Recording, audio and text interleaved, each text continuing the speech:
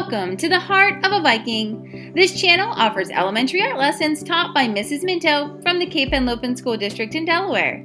I look forward to virtually creating with you. There are new lessons posted weekly. Subscribe to the channel to make sure you don't miss a single one. So go grab your art supplies and your thinking caps and let's begin.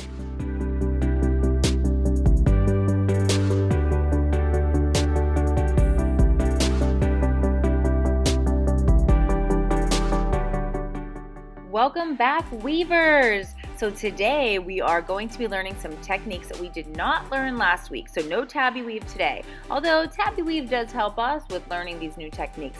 We're going to start with the Egyptian knot. All right, let's get started.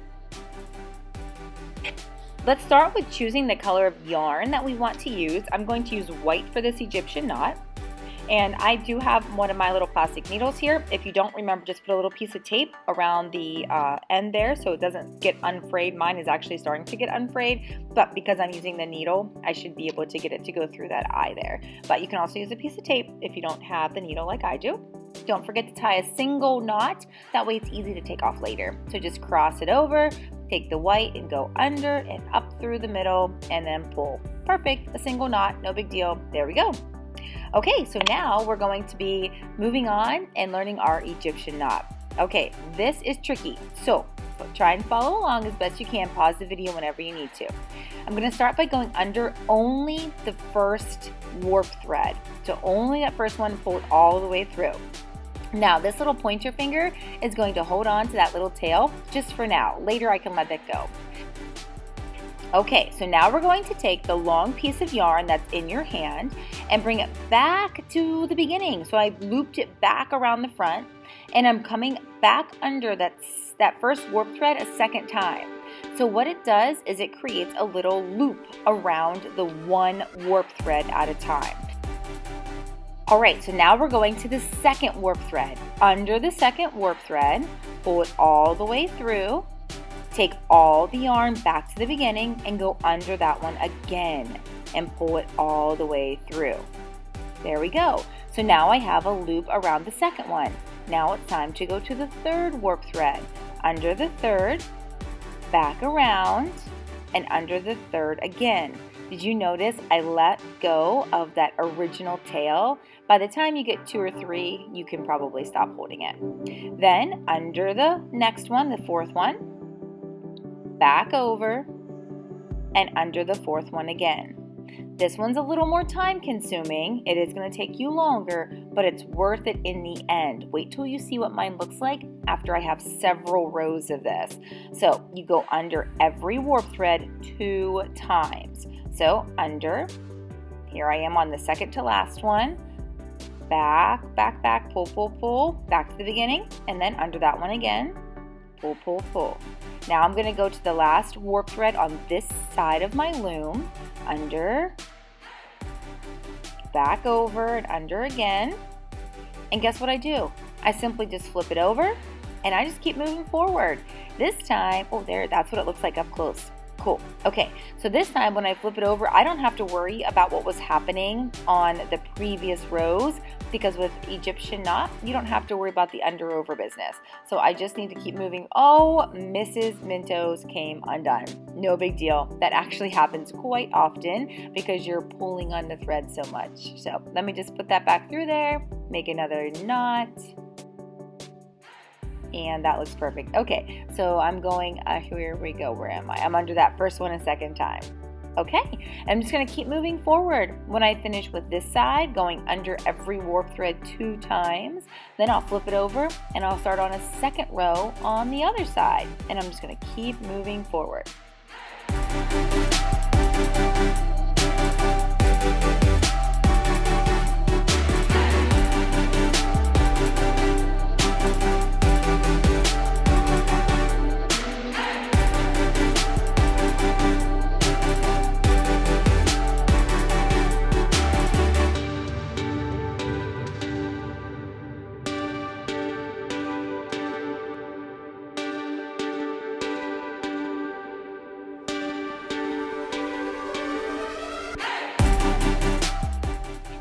All right, so here I am finishing up. Now at the end, my piece of yarn got so short that I wasn't able to complete it with the needle, so I had to take that off, and I just used my fingers to go under over. Now look how I'm using my fingers there to brush this down or push it down. That's exactly what I need you to do. And this is exactly how it should look.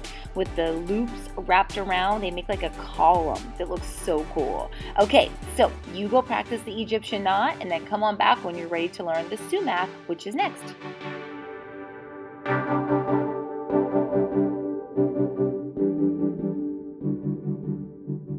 All right, so for sumac, it's basically the same technique as the Egyptian knot, except backwards. So I'm threading my needle here, just like I did for my Egyptian knot, but the difference is when I start to weave, instead of starting by going under, I'm going to start by going over. So my needle is over, then I'm going to come back underneath. So here I am pulling it through. Now the first one, you got to hold this tail again, just like we did last time. Oopsie, there we go. And then back over the first one and under it again. So now I'm going to go to the second one.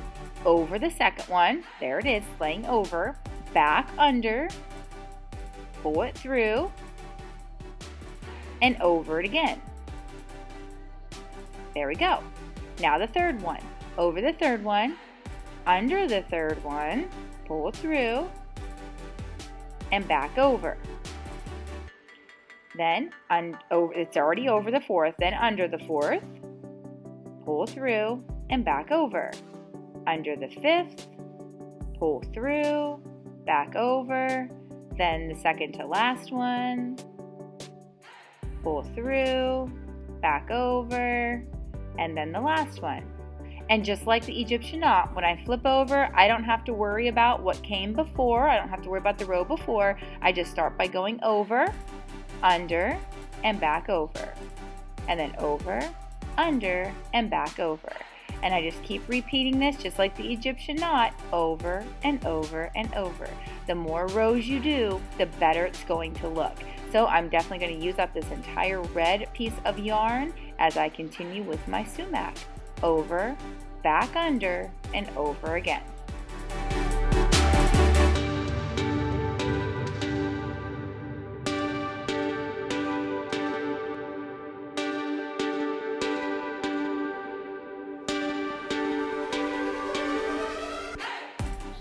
So just like with the Egyptian knot, sometimes it just gets too cumbersome with the needle on. So I'm going to go ahead and take mine off and continue my sumac.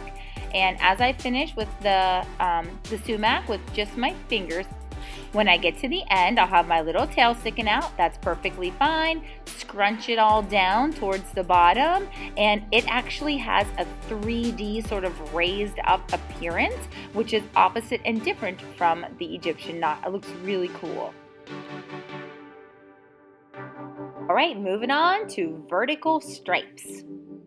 So for this particular technique, you need 2 pieces of string of different colors, and they need to be the same length. I don't care how long they are, as long as they're the same length.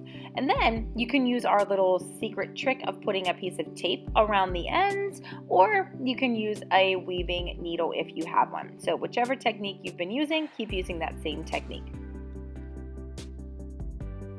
All right, so we're going to start with just one of them. So pick which color you want to start with. I'm going to start with white, and I'll take the taped end and push that through, under, over, under, over, under, over.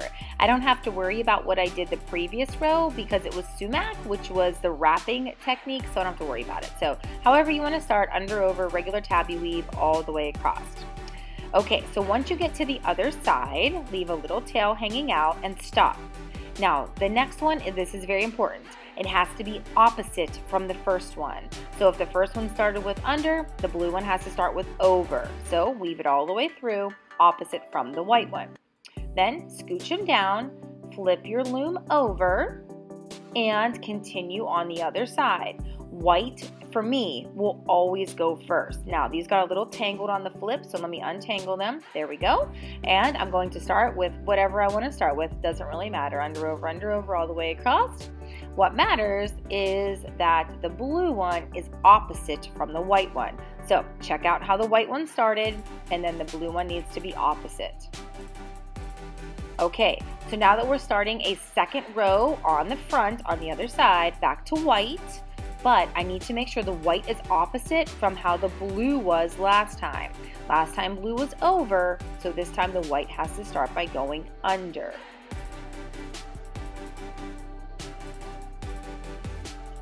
Pull it all the way through and then switch over to your blue one or whatever color you're using next. And just make sure that it's opposite from the white one you just put in. Okay, great. And flip over and continue doing this. Again, just like with the sumac and Egyptian knot, the more rows that you put in, the better it's going to look. So I'm definitely going to use up the entire length of these strings and just keep making sure that whatever row you're working on is opposite from the row that came before it.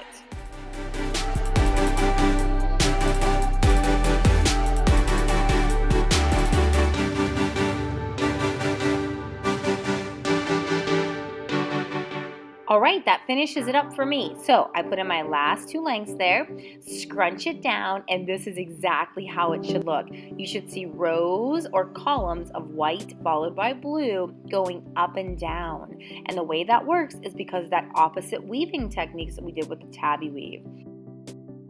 So that's the last technique that we're going to be working on for us today. So you can clean up, and once you finish your vertical stripes, you can be done for today. I'm going to do one little extra step here before I clean up. I'm going to trim off some of these tails. They're kind of getting in the way now.